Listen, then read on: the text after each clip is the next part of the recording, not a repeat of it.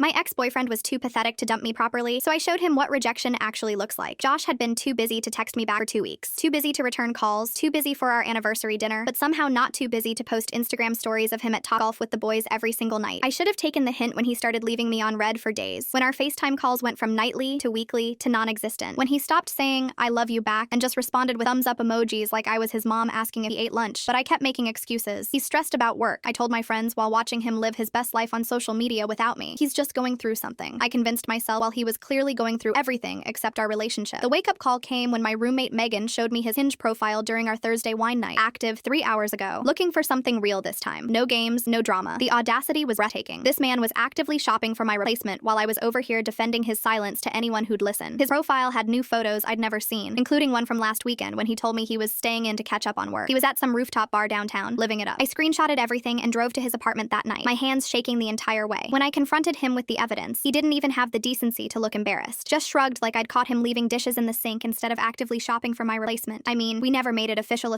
he said, sitting down on his couch like this was just a minor inconvenience. We'd been together 8 months. I had a spare toothbrush in his bathroom. "You're being dramatic," he said, when I pointed out I had a drawer at his place and his mom followed me on Instagram. I walked out, blocked him everywhere, and spent the next month actually enjoying being single again. I went out with friends without checking my phone every 5 minutes. I remembered what it felt like to not walk on eggshells around someone's mood. Then karma handed me the perfect opportunity. My friend Paige works at Techlo, this hot startup Josh had been obsessing over since college. She mentioned they were hiring for a senior developer position, literally his dream job. Here's what Josh never knew. While he was busy playing games, I'd been grinding. Night classes, certifications, building a portfolio that would make most senior developers jealous. Josh knew I worked in tech, but always treated it like my little job compared to his serious career. When I got promoted last year, he said, "That's cool," and changed the subject to fantasy football. I applied that same day and nailed every interview round, got the offer, and started Monday. 3 days later, Paige texted, "Your ex just applied. Should I tell him you work here?" I told her to schedule his interview. Paige arranged for me to sit in on technical interviews as part of my onboarding process. Josh's interview was Thursday at 2 p.m. I wore my best blazer and sat at the conference table with the hiring manager, reviewing his resume like I'd never seen it. At 2:05, Josh walked into the conference room and saw me sitting there. The look on his face was absolutely priceless. His confident smile completely melted off his face as he stood there with his mouth open. "Josh," I said in my most professional voice, extending my hand. "Thank you for your interest in joining our team." He stammered through the worst interview in company history. Every technical question I asked, he fumbled. When I brought up mobile frameworks, he gave answers that were 3 years out of date. The best part was when I asked about challenging projects. Josh described debugging some legacy code that sounded like junior level work, not senior position material. I took detailed notes, nodding along like his mediocre explanation was fascinating. After 45 minutes of watching him crash and burn, our hiring manager asked for my thoughts. "I don't think he'd be a good cultural fit," I said carefully. "He lacks commitment and has trouble with clear communication. Based on his responses, I'm not confident he has the skills we need." 2 weeks later, a text from an unknown number. "Did you seriously cost me that job?" I left him on red and blocked the number. Sometimes the best rejection is just being better than them.